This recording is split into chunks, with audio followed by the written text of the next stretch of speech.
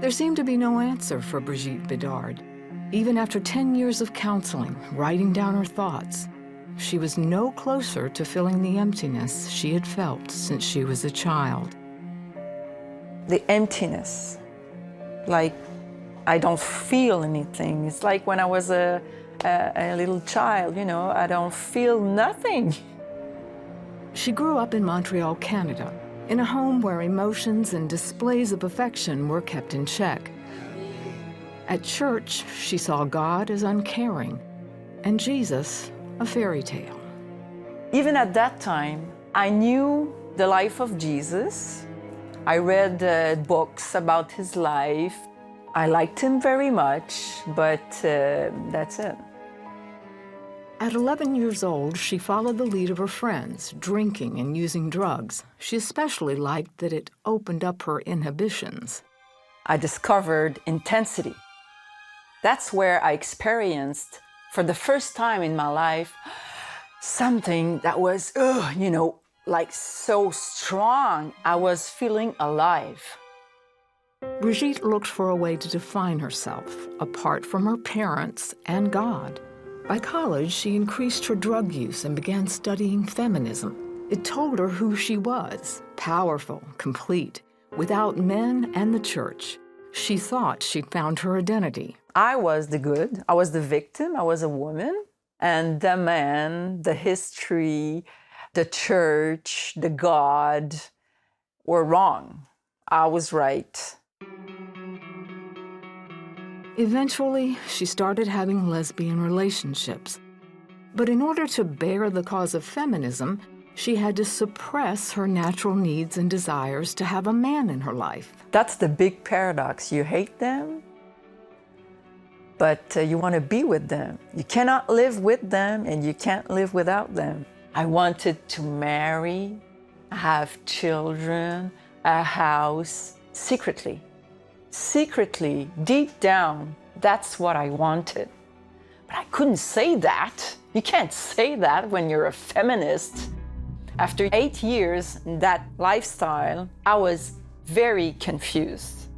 Brigitte was in and out of therapy for years, trying to make sense of the confusion in her heart and mind. She got off drugs, but joined a drug support group, hoping to find answers. At one of the sessions, a man in the group handed her a note with the name of a monastery. He suggested she might find the answers there. Are you crazy? You think I'm gonna go to see the priests? I hate them, you know? And he said, "What do you have to lose?" Brigitte decided he was right. I'm desperate. There's nothing. There's no sense of this life. There's nothing.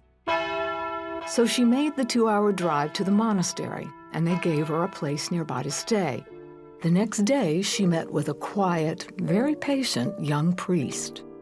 I screamed my 30 years of resentment, of loneliness, of desperation, all my questions, my resentment against men and God.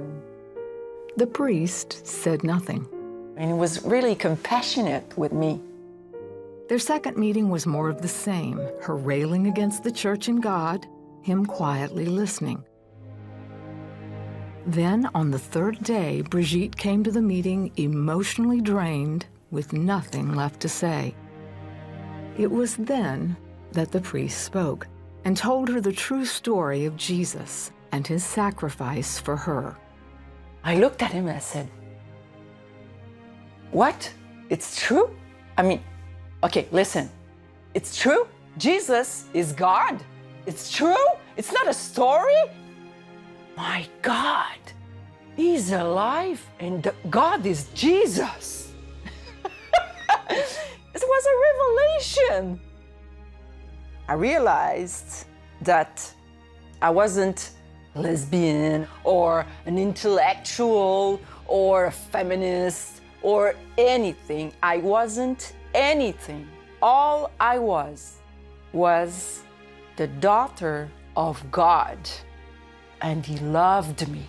He loved me so much, he died for me. For the first time in my life, I felt loved. That day, Brigitte found her life in Jesus Christ. She now knew who she was. 4 years later, she married Hugh, and together they're raising a family. Each day, I thank him. I thank him. He saved me because I was going to die. There wasn't any answers for me. So yeah, every day it's like, wow, what a life.